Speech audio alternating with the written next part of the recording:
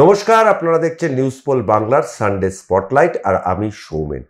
এই স্পটলাইটে প্রতি রবিবারের মতো আমরা এই রোববারেও এমন একজন অতিথিকে আজকে আমাদের স্টুডিওতে আমরা তার সাথে আলাপ আলোচনা করব। তিনি রাজনৈতিক ব্যক্তিত্ব। কীরকম রাজনৈতিক ব্যক্তিত্ব?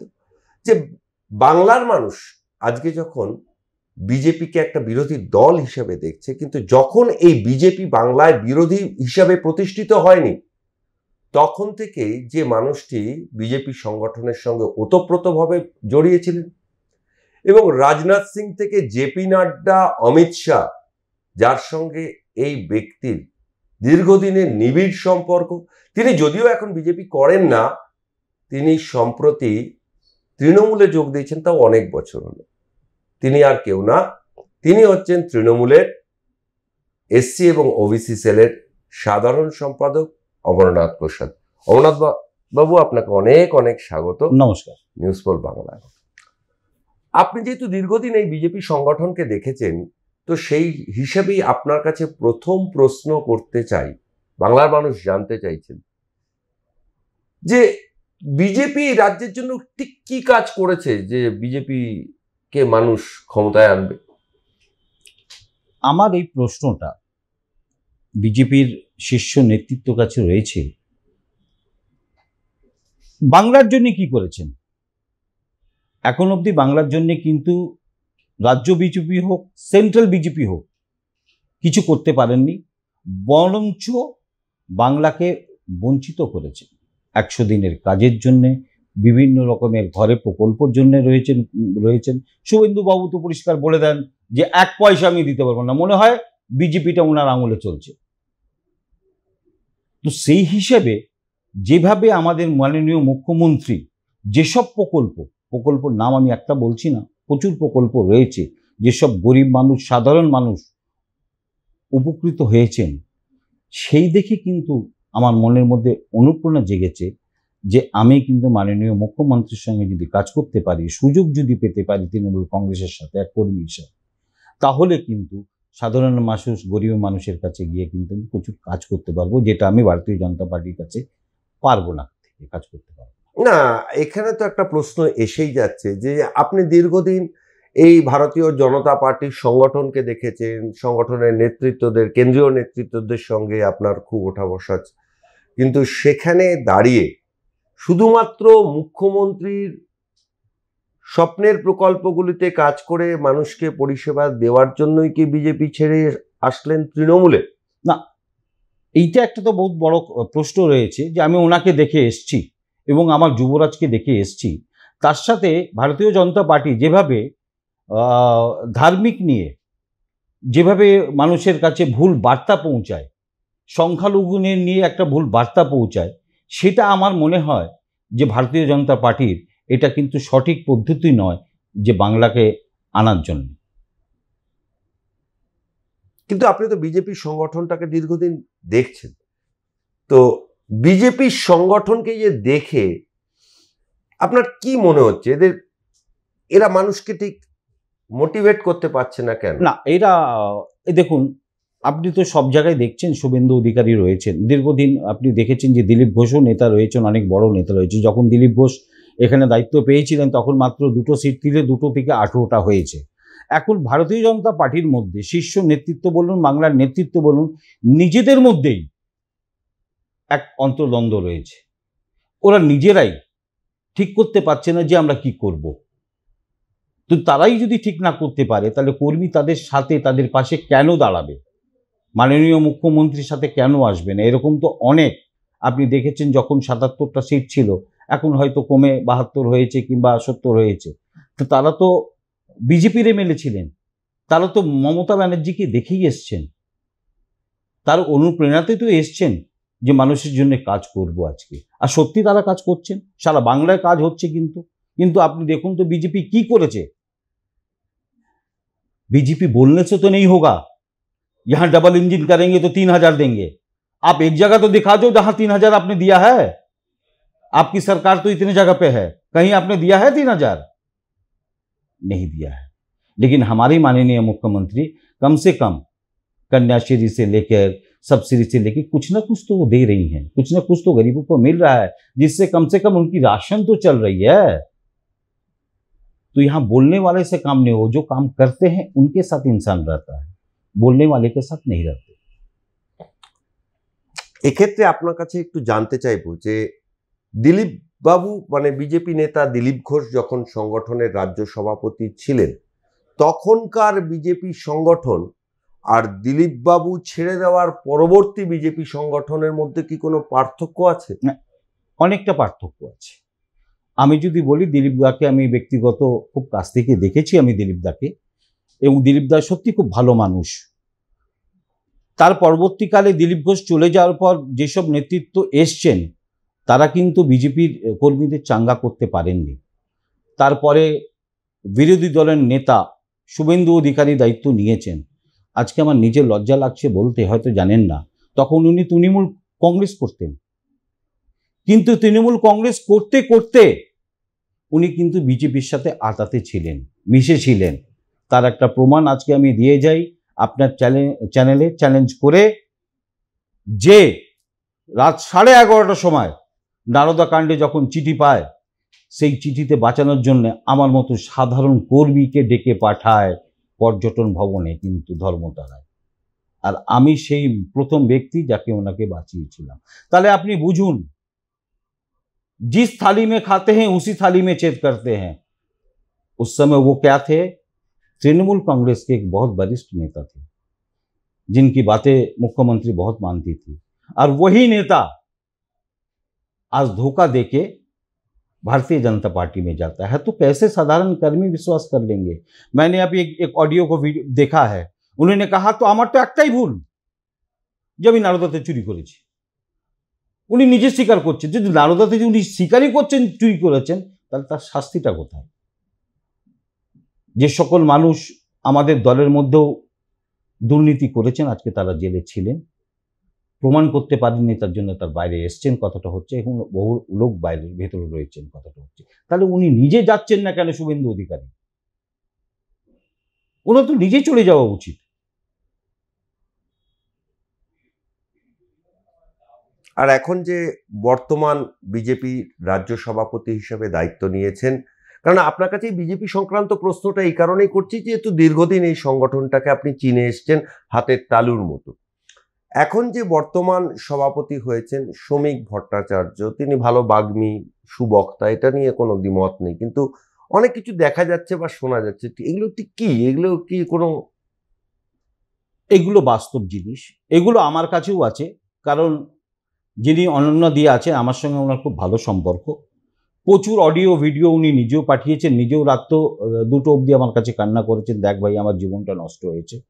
তার যদি আপনি বলেন প্রুফ দিতে, আমি এক্ষুনি আপনাকে অডিও শুনিয়ে দিতে পারি, যেহেতু ওনাকে থ্রেট করা হচ্ছে। আপনারা যদি অনুমতি দেবেন আমি অবশ্যই আপনাদের শেয়ার করে দেবো, আপনারা চালিয়ে দেবেন, কথাটা হচ্ছে। তো এক মহিলার সাথে এরকমভাবে প্রতারণা করাটা, আর সেই মানুষটা রাজ্য সভাপতি হিসাবে বসে যাওয়াটা বাংলার মানুষ মেনে নিতে পারবে না, বিজেপি কর্মীরাও কিন্তু মেনে নিতে পারছে না।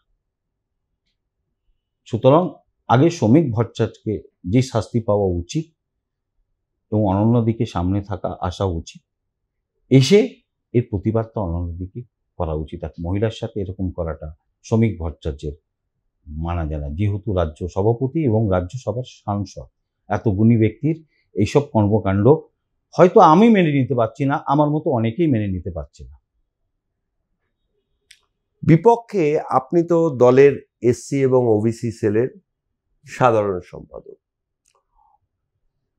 ইতিমধ্যেই দেখেছেন যে রাজ্য সরকার ধাক্কা খেয়েছে সংরক্ষণ নিয়ে।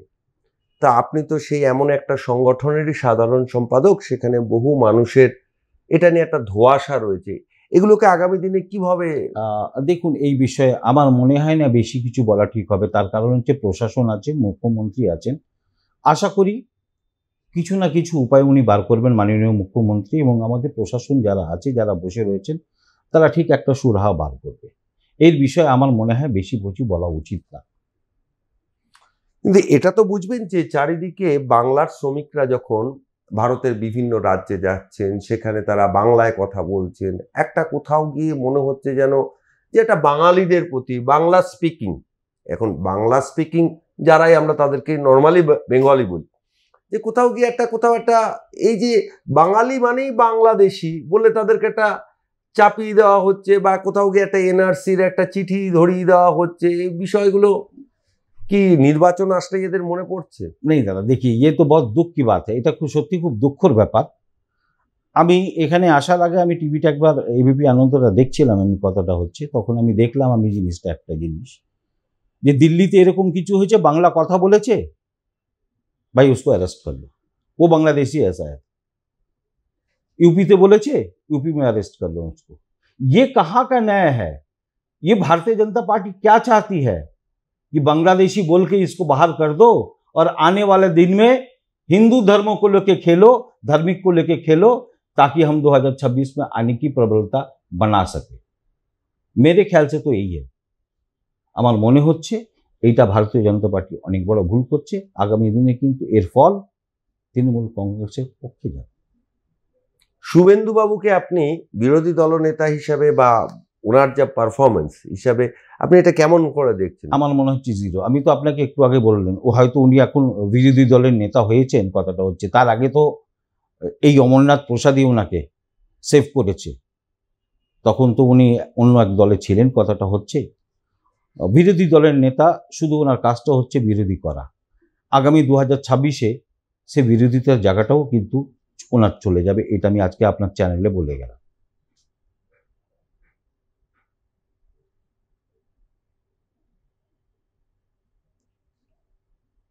এমন তিনটি তৃণমূল কংগ্রেসের আপনি পয়েন্ট বলুন যেখানে 2026-এ সেটা একটা নির্বাচনী প্রচারে বা নির্বাচনী রাজনীতিতে যেটা তৃণমূল কংগ্রেসকে বিরাট ডিভিডেন্ড দেবে বলে আপনি মনে করছেন।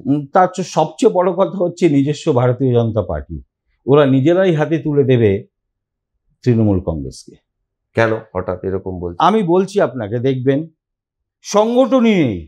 যে সংগঠনটা দাঁড় করিয়েছিলেন দিলীপ ঘোষ, সেই দিলীপ ঘোষের কোনো জায়গায় নেই আজকে ডেটে, দিশাহারা করে ঘুরে বেড়াচ্ছেন। কথাটা জানি না আগামী দিন 18 তারিখে উনি কী করবেন না করবেন, বাট আমার আহ্বান রয়েছে যে উনি যাতে আমাদের তৃণমূল কংগ্রেসে উনি আসুক, মাননীয় মুখ্যমন্ত্রীর সাথে কাতুন, ওনার দক্ষ রয়েছে, সাংগঠনিক ক্ষমতা, এতে যদি উনি আমার দলে আসেন আমি আহ্বান করছি, জানি না কি করবেন কি না করবেন, কথাটা হচ্ছে 18 তারিখ ওনার উপরে কথাটা হচ্ছে, তাহলে কিন্তু একটা বিশাল প্লাস পয়েন্ট হবে। এবং যেভাবে এনআরসি আপনারা বলতে চাইছেন, আমাদের মুখ্যমন্ত্রী বলেছে কিন্তু আমরা এনআরসি মানি না। এনআরসি যদি আমরা না মানি, আমরা যদি লাগু হতে না দিই, আমাদের কাছে কিন্তু প্রচুর সাধারণ মানুষ যারা রয়েছে, যারা আতঙ্কে রয়েছে, সেই আতঙ্কটাকে যদি আমরা কাটাতে পারি, তাহলে আগামী 2026-এ কিন্তু আমরা আরো বিপুল ভোটে, জানি না লাস্ট ইলেকশন 215 ছিল, মাই প্রেডিকশন ইজ দ্য 246 and 245 পাবই আমরা। না, এখানে তো বিজেপির নেতা মন্ত্রীরা সবাই তো একটু এনআরসি নিয়েই তারা বেশি দাবি তোলেন। তো আমাদের যেমন ধরুন উত্তর 24 পরগনা জেলায় মতুয়া অধ্যুষিত যিনি মন্ত্রী রয়েছেন শান্তনু ঠাকুর, তিনিও তো এনআরসির সমর্থনেই বলেন, এবং দেখা যাচ্ছে কিন্তু বনগাঁয় কিন্তু তৃণমূল কংগ্রেস দাঁত কিন্তু সেভাবে ফোটাতে পারেনি। বনগাঁ লোকসভা আসনে কিন্তু বিজেপি জিতে এসছে। এবার তাতে কি কোথাও কি আপনাদের সেই ক্যাম্পেইনটা ধাক্কা খাচ্ছে না? এবার ইলেকশনে বনগাঁয় তৃণমূল কংগ্রেস খুব ভালো রেজাল্ট করবে, বেশি না। আমি ওনার সম্বন্ধে দুটো কথা বলছি, আমি এখনো শান্তনু ঠাকুর সম্বন্ধে কিংবা ওনার পরিবারের সম্বন্ধে আমি মুখ খুলছি না। আমি যদি মুখ খুলি, আর আমি ওপেন চ্যালেঞ্জ করে বলছি যে যদি শান্তনু ঠাকুর আমার এই কথা শুনে আপনাদের চ্যানেলে সাক্ষাৎকারে উনি হাইকোর্টে যান, আমি হাইকোর্টে গিয়ে তার উত্তর দেব, তখনই বুঝতে পারবে মতুয়া সম্প্রদায়ের মানুষ যে যাদের পুজো করছেন তাদের ক্যারেক্টারটা কি, তাদের চরিত্রটা কি, যে এরা পুজো করার মতো মানুষ কি না, মানসিকতা আছে কি না এদের পক্ষে। আমি বলে গেলাম তো, আমাকে একটু সময় দিন, মুখ খোলার সময় দিন, পরবর্তী দিনে আমি এভিডেন্স নিয়ে আপনাদের সামনে বসে শান্তনু ঠাকুরের প্যান্ট জামা খুলে দেবো। উনি তো মাননীয় মুখ্যমন্ত্রীকে এবং আমাদের অভিষেক ব্যানার্জিকে মন্দিরে ঢুকতে দেননি তো? মথুয়ারাই তাড়িয়ে দেবে ওখান থেকে। মথুয়ার ওয়াইফকে কি বলে, মাতা রানী বলে, যে কি বলে আমি তো জানি না, কথা হচ্ছে মাতাকে, এই দুজনকে ওখান থেকে বার করে দেবে। আর আমি মাননীয় মুখ্যমন্ত্রীকে বলবো যে বনগাঁতিকে এরকম করেছেন তো, আমি বেশি কিছু না, গাইঘাটা সিট কার? তৃণমূল কংগ্রেস, বিজেপি, ওনার ভাই সুব্রত ঠাকুর। আমাকে একবার পরীক্ষা করে দেখুক না, ওই সিট তো তৃণমূল কংগ্রেস এমনিতেও মাইনাসে যাচ্ছে, আমাকে দিয়ে দেখুক। আমি কথা দিচ্ছি, যেই এভিডেন্স আমার কাছে রয়েছে, যেই মথুয়া ভোটে ওনারা জিতার চেষ্টা করছেন সারা বাংলায়, প্রতিটা জায়গায় মাইনাস হবেন। এত বড় কথা আপনার চ্যানেলে আমি বলে গেলাম। এনআরসি তো অনেক দূরের কথা, উনি তো বলে যাচ্ছেন, কাউন্টার করার মতো তো পাননি, আর আমি তো বলার সুযোগ পাইনি। আজকে আপনি আমাকে বলার সুযোগ দিচ্ছেন, আমি জোর গলায় বলছি। আমি যদি ভুল বলে থাকি, নাও গো টু হাইকোর্ট। আমি এই কথা বলে গেলাম। তাহলে আপনার কথা যদি আমরা একটু জিস্ট করি, একটু যদি সিনপসিস করি, তাতে দেখা যাচ্ছে যে আপনার প্রেডিকশন কি 2026-এ বঙ্গ বিজেপির যে লক্ষ্য, রাজ্য সভাপতি বরণ অনুষ্ঠানে শ্রমিক ভট্টাচার্য বললেন যে তৃণমূলের বিসর্জন। আপনি এই যে বাক্যটা উনি বললেন, এটা কিভাবে খণ্ডন করছেন, যদি যুক্তি সহ দর্শকদের একটু বোঝান। আচ্ছা, আপনি বলুন তো, সেদিনকে বোধ হয় দিলীপ ঘোষ ছিলেন ওখানে? না, ছিলেন না, সভাপতি না না, তারপরের দিন উনি গেছিলেন, যিনি ওদিন সল্টলেকে গেছিলেন, এবং ও আমি শুনেছি, আমার জানা নেই, উনি বলেছিলেন 19-এ হাফ আর 26-এ হাফ। এটা দিলীপবাবু বলেছিলেন তো? আমি বলছি তো, 19-এ হাফ যেটা বলেছেন আর 26-এ হাফ যেটা বলেছেন, সেটা তৃণমূল কংগ্রেস করে দেখাবে। 26-এর বেশি ওরা উঠতে পারবে না, বিরোধী বলে কিচ্ছু থাকবে না এখানে। যেভাবে তৃণমূল কংগ্রেস, যুবরাজ আমাদের নেত্রী কাজ করেছে, গভর্নমেন্ট কাজ করেছে, আমি আপনাকে কথা দিয়ে গেলাম, থাকবে না ওরা। তাহলে এটাকে আপনাকে আমরা এটা নোট ডাউন করতে পারি যে 2026-এ বঙ্গ বিজেপি বাংলায় 26টার বেশি আসন পাবে না, বলছেন অমরনাথ প্রসাদ। আপনি এটা করুন, শুধু আমি এটা ফার্স্ট বলছি না, এর আগে প্রচুর আমি ইউটিউব চ্যানেল থেকে নিয়ে সমস্ত তো বলেছি 26-এ 26, একটাও বেশি না। কেন 26-এ 26 হবে কেন? কারণটা একটু বলুন। কারণটা এটাই তো, ভারতীয় জনতা পার্টি কি করেছে, কার জন্য কি করেছে? ওই যে শুধু প্রলোভন, হাম আয়েঙ্গে তো 3000 দেंगे, ডাবল ইঞ্জিন আয়েগা তো হাম ইয়ে করেंगे। আরে আপনি একটা ভাবুন তো, যে আমাদের যুবরাজ এইভাবে নিয়ে গিয়ে পুরো দিল্লিতে লড়াই করছে 100 দিনের কাজের জন্য, ওরা কি করছে? সারা সংগঠন উঠে গিয়ে আমাদের দিল্লিতে লড়াই করছে, ওখানে জেলে ভরে দিচ্ছে, যা পাচ্ছে তাই করে দিচ্ছে। তাহলে আপনি এটা ভাবুন তো, ভারতীয় জনতা পার্টি বাংলার জন্য কি করেছে? শীর্ষ নেতৃত্ব বলুক, বিরোধিতা ছাড়া কি করেছে?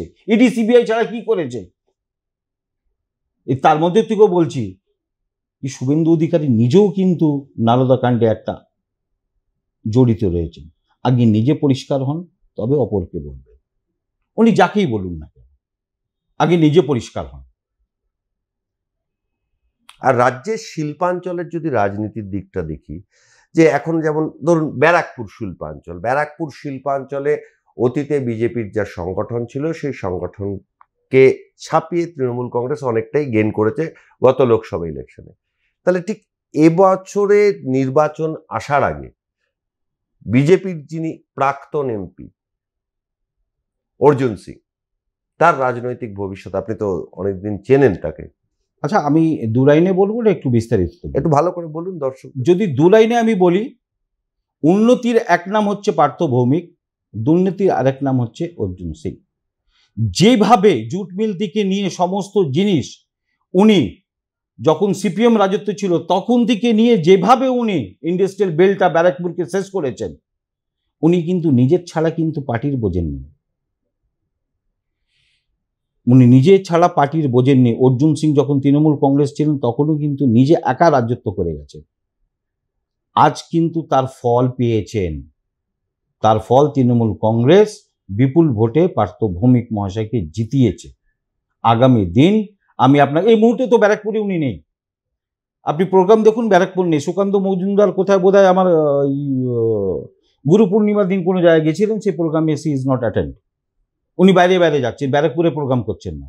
তার কারণ হচ্ছে ব্যারাকপুরের মানুষ আর ওনাকে চায় না। আর যেভাবে আইএনটিসি নেতা সোমনাথ শাম ওখানে কাজ করছেন, মানুষের সাথে মিশে যেভাবে জুটমিলের প্রবলেমগুলো সলভ করছেন, আই হোপ আগামী দিনে দুজন মিলে আমাদের সাংসদ এবং সোমনাথ শাম দুজন মিলে কিন্তু আরও বেশি শিল্প আনার চেষ্টা করবেন, আর যেটুকুনি নষ্ট হচ্ছে সেটুকুনিকে বাঁচানোর চেষ্টা করবেন।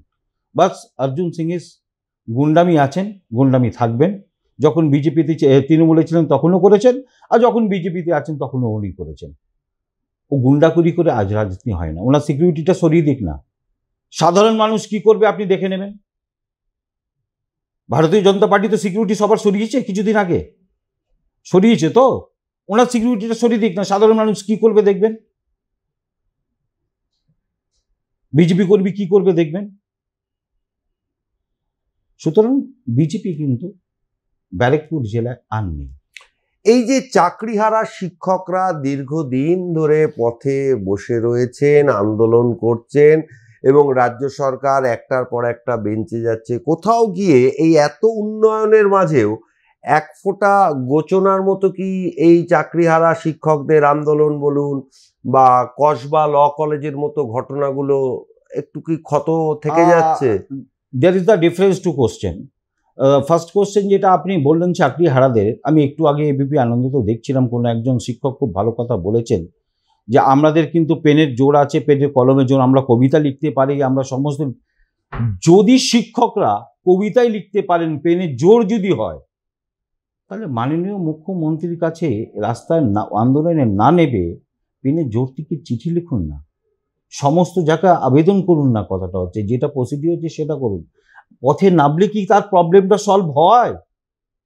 আমি যদি আজকে হাঙ্গার স্ট্রাইকে বসলাম, আমি এই স্ট্রাইকে বসলাম, তার কি প্রবলেম সলভ হয়? আপনি তো দেখুন তো কিছুদিন আগে কথাটা আপনি তোলেননি, আমি নিজেই তুলে দিচ্ছি।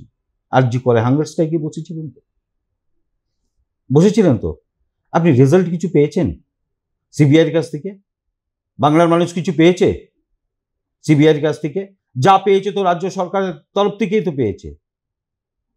তো এই যে আস্থা হারাচ্ছে মানুষ আমাদের প্রশাসনের উপর থেকে, তার কিন্তু একটা বড় প্রবলেম দেখছেন। সিবিআইয়ের কাছে কিচ্ছু করতে পারছে না, সিবিআই কিছুই করতে পারবে না, রেজাল্ট টু জিরো। যে একজন ধরা পড়েছে সেটাও কিন্তু রাজ্য সরকারের পুলিশ ধরা পড়েছে। তো আমার কিন্তু শিক্ষক যারা রয়েছে, যাদের এই ধরনের প্রবলেম রয়েছে, আমার মনে হয় এই যে শুভেন্দু অধিকারী পেছন দিয়ে, বামফ্রন্ট একটা পেছন দিক দিয়ে যেভাবে ওদের চাঙ্গা করার চেষ্টা করছে, সেটা কিন্তু শিক্ষকদের বোঝা উচিত।